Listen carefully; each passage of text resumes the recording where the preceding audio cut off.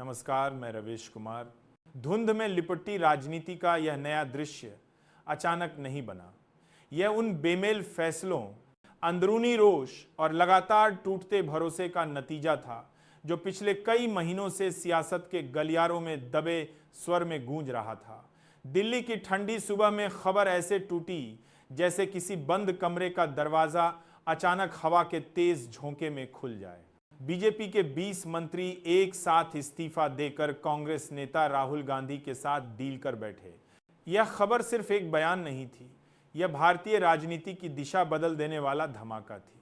पहला दृश्य, दिल्ली के सत्ता गलियारों में हलचल। संसद भवन के बाहर मीडिया का मजमा लगा हुआ था। कैमरों की लाल बत्तियां लगातार जल बुझ रही थीं, मानो देश की सांसें तेज हो चुकी हों। रिपोर्टर अपने अपने चैनलों पर चिल्ला रहे थे, ये अब तक का सबसे बड़ा राजनीतिक भूचाल है। अंदरूनी सूत्रों की माने तो मंत्रियों का यह निर्णय कई महीनों से पकता आ रहा था। पार्टी के भीतर मतभेद बढ़ते जा रहे थे। कुछ मंत्री मानते थे कि नेतृत्व अब उनकी बात नहीं सुन रहा, फैसले ऊपर से तय होकर आ रहे थे। इस बीच राहुल गांधी ने अपने तरीके से इन नाराज चेहरों के लिए दरवाजे खोले, बैठकें हुई, बातचीत हुई और धीरे धीरे यह गठजोड़ बनने की जमीन तैयार होती चली गई। दूसरा दृश्य, ऑपरेशन संवाद।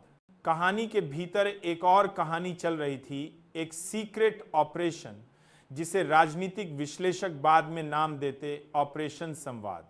यह ऑपरेशन न किसी एजेंसी ने किया, न किसी खुफिया तंत्र ने इसे आकार दिया था। उन नेताओं ने जो सत्ता के भीतर खड़े होकर भी खुद को सत्ता से बाहर महसूस कर रहे थे। रात के अंधेरे में दिल्ली के एक पुराने बंगले में कई बैठकें हुईं। बंगले की खिड़कियों पर मोटे पर्दे थे ताकि बाहर की दुनिया को अंदर की हरकतों का कोई अंदाजा न हो। उधर राहुल गांधी धीरे धीरे अपने गठबंधन का दायरा बढ़ा रहे थे। जो नेता टूटे थे, जो हाशिए पर धकेले गए थे, जो अपने ही घर में बेगाने हो चुके थे, सबको अचानक एक दिशा मिलती दिखी। तीसरा दृश्य, इस्तीफों की सुनामी।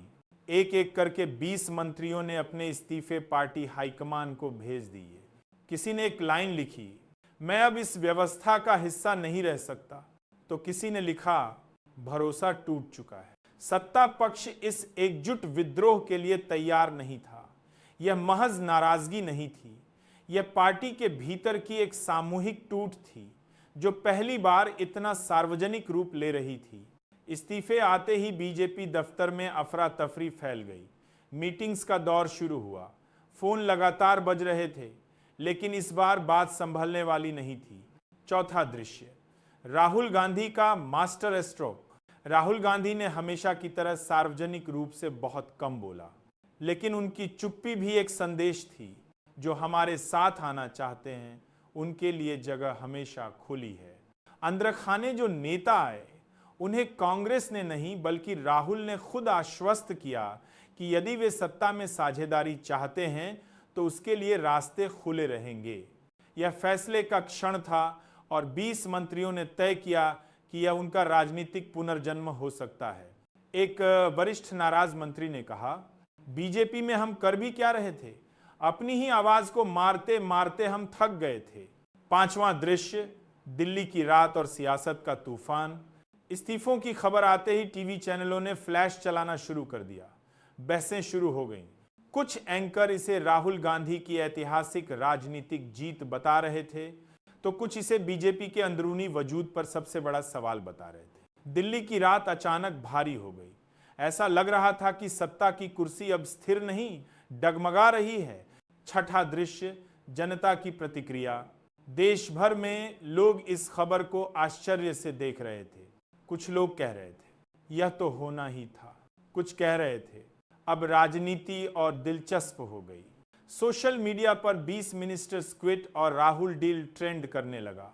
मीम्स बन रहे थे, विश्लेषण हो रहे थे और कुछ लोग इस पूरी स्थिति को देश की राजनीति में बड़े बदलाव की शुरुआत मान रहे थे। सातवां दृश्य, बीजेपी की अंदरूनी बैठक। बीजेपी मुख्यालय में रात 11 बजे तक बैठकें चलती रहीं। पार्टी अध्यक्ष, वरिष्ठ नेता और रणनीतिकार कमरे में बैठे थे। वातावरण तनावपूर्ण था।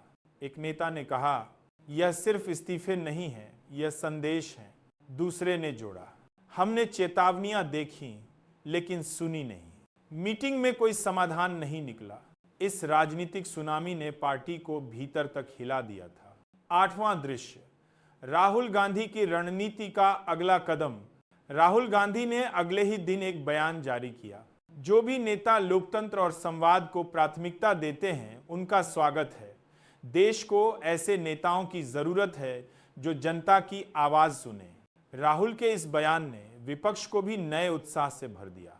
कांग्रेस और सहयोगी दलों में चर्चा शुरू हो गई। अब क्या किया जाए? क्या यह सरकार के लिए खतरे की घंटी थी या सिर्फ एक शुरुआत? 9वां दृश्य, नए समीकरण।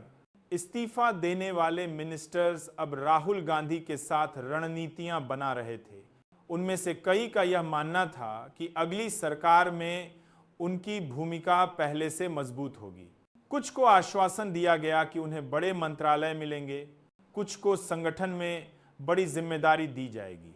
यह पूरा घटनाक्रम किसी राजनीतिक शतरंज की चाल जैसा था और राहुल गांधी इस शतरंज में किंग की तरह नहीं बल्कि क्वीन की तरह तेजी से चल रहे थे। 10वां दृश्य, सरकार की संख्या पर सवाल। 20 मंत्रियों के इस्तीफे का मतलब सिर्फ मंत्री पद छोड़ना नहीं था, इसका मतलब था कि संसद में सरकार की संख्या कम हो रही थी, समर्थन आधार टूट रहा था। विपक्ष ने उसी समय बयान जारी कर दबाव बनाया। सरकार के पास बहुमत नहीं है, फमारा फमारा फमारा।